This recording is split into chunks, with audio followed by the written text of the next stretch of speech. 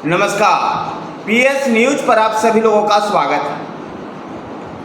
झारखंड में क्या भारतीय जनता पार्टी 2024 के विधानसभा चुनाव में खेला कर पाई,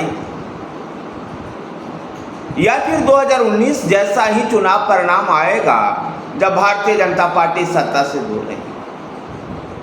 आइए समझने का प्रयास करते हैं झारखंड की राजनीति का और भारतीय जनता पार्टी के झारखंड में जो रणनीति है उसको। अभी लोकसभा का चुनाव संपन्न हुआ है। भारतीय जनता पार्टी को अपेक्षा के अनुरूप चुनाव परिणाम झारखंड में नहीं मिला। आदिवासी शेड्यूल ट्राइब्स के लिए सभी रिजर्व पांचों के पांचों सीट पर भारतीय जनता पार्टी का चुनावी शिकस्त झेलना पड़ा। यह भारतीय जनता पार्टी के लिए चिंता का विषय है, और वो भी जब भाजपा का प्रदेश अध्यक्ष एक आदिवासी समुदाय से आता है। बाबूलाल मरांडी भारतीय जनता पार्टी के प्रदेश अध्यक्ष हैं। अर्जुन मुंडा वो भी आदिवासी समुदाय से संबंध रखते हैं और केंद्रीय मंत्री रहते हुए खुंटी लोकसभा क्षेत्र से चुनाव हार गए। ऐसे में भारतीय जनता पार्टी के लिए गंभीर चुनौती है। ये चुनौती आदिवासी शेड्यूल ट्राइब्स एरियाज में ज़्यादा है।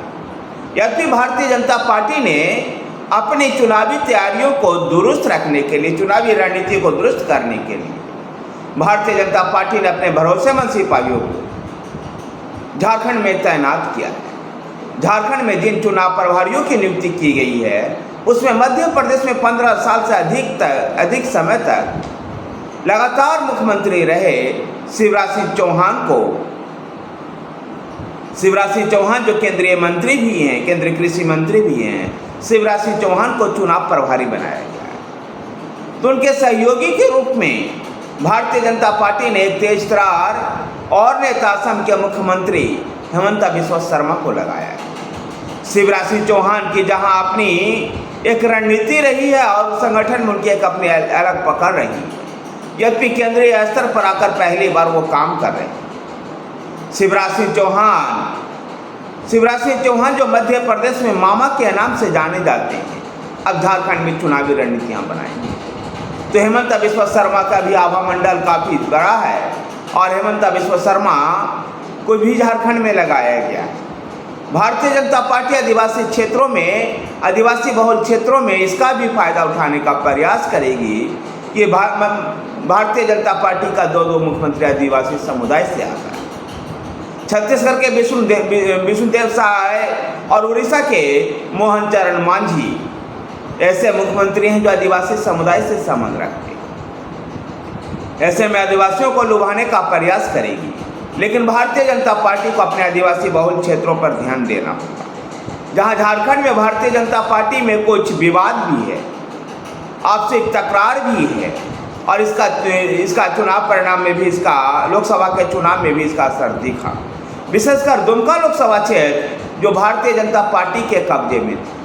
भारतीय जनता पार्टी ने इस बार सोरेन परिवार के ही सीता सोरेन को उम्मीदवार बनाया था। वहाँ से सीता सोरेन हेमंत सोरेन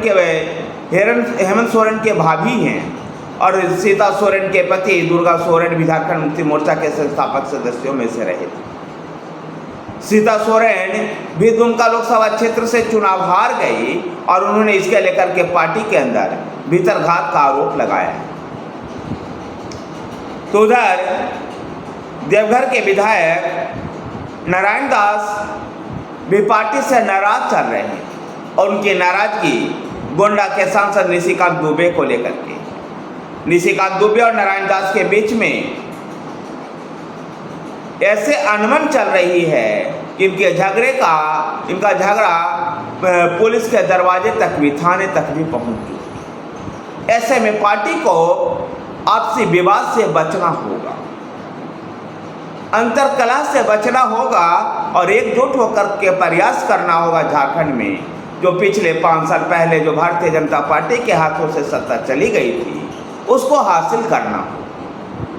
झारखंड में भारतीय जनता पार्टी के लिए चुनौती जो है वो संथाल वाला क्षेत्र और कोल्हान क्षेत्र में बहुत गंभीर है।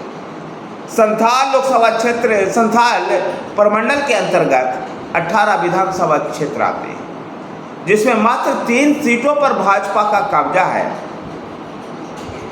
भाजपा इस क्षेत्र के कब्जे वाली दुमका लोकसभा क्षेत्र भी इस बार के चुनाव में हार गई, तो कोल्हन में स्थिति और भी खराब है। कोल्हन प्रमंडल में 14 विधानसभा क्षेत्र आते हैं, जिसमें भारतीय जनता पार्टी का 2019 में खाता भी नहीं खुल पाया था। यहाँ तक कि जमशेदपुर पूरब विधानसभा सीट से चुनाव लड़ रहे उस समय के मुख्यमंत्री रघुवर दास को भी हार झेलना पड़ा था। इस क्षेत्र में ही, कोल्हन क्षेत्र में ही बरकोबर गगराई जमशेदपुर पूरब से पूर्व मुख्यमंत्री, उस समय के मुख्यमंत्री रघुवर दास को हराने वाले पूर्व राज्य सरकार के पूर्व मंत्री सरजू राय थे। याद कीजिए, सरजू राय का नाम चारा घोटाले के उजागर करने वाले लोगों में शामिल है। बरकोबर गगराई उस समय पार्टी से बगावत कर निर्दलीय चुनाव मैदान में उतरे थे।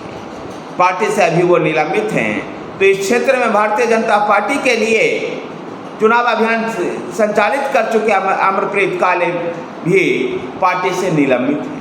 ऐसे में कोल्हन और संथाल भारतीय जनता पार्टी के लिए चुनौती बन सकता है। भारतीय जनता पार्टी को कोल्हन और संथाल को जीतने का कोई न कोई रोड मैप ढूंढना होगा। उधर भारतीय जनता पार्टी के राष्ट्रीय अध्यक्ष जेपी नड्डा के अध्यक्षता में झारखंड के नेताओं के साथ झारखंड के चुनाव को लेकर के शीर्ष नेताओं के साथ बैठक हुई। इस बैठक में जहां जेपी नड्डा के साथ ही दोनों चुनाव प्रभारी भी शामिल हुए, जिसमें शिवराज सिंह चौहान, हेमंत बिस्वा शर्मा। तो झारखंड के पार्टी प्रभारी लक्ष्मीकांत वाजपेयी भी इस बैठक में शामिल हुए। पार्टी के प्रदेश अध्यक्ष बाबूलाल मरांडी थे, तो करमवीर सिंह भी इस बैठक में शामिल हुए। करमवीर सिंह प्रदेश संगठन के महामंत्री हैं। ऐसे में झारखंड के टॉप लीडरशिप्स के साथ पार्टी की बैठक कर झारखंड में आने वाले दिनों में जो लोकसभा का चुनाव होना है, उसमें कैसे सत्ता तक पहुंचा जाए, इसको लेकर के रणनीतियां बनाई गई। भारतीय जनता पार्टी एक छोटे छोटे चीज़ों को देख करके आगे बढ़ना चाहती है। जो जेपी नड्डा की अध्यक्षता में जो बैठक हुई, उसमें तय हुआ कि दोनों चुनाव प्रभारी शिवराज सिंह चौहान और हेमंत बिस्वा शर्मा जल्द ही झारखंड का दौरा करेंगे और झारखंड में जिला अध्यक्ष, प्रमंडल अध्यक्ष और संगठन के तमाम लोगों के साथ उनकी मुलाकात होगी और झारखंड में किस प्रकार की रणनीति आगे बनाई जाती है, उस रणनीति में उस मुलाकात के बाद, उस बैठक के बाद तय हो पाएगा।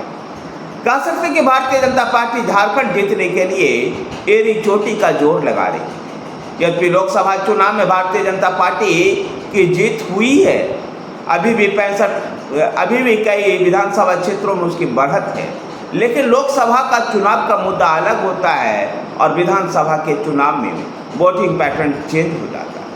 और भारतीय जनता पार्टी ये उम्मीद कर रही है कि इस बार ऐसे रणनीति के साथ उतरा जाए कि भारतीय जनता पार्टी राज्य विधानसभा के चुनाव में फिर से एक और सत्ता हासिल कर सके।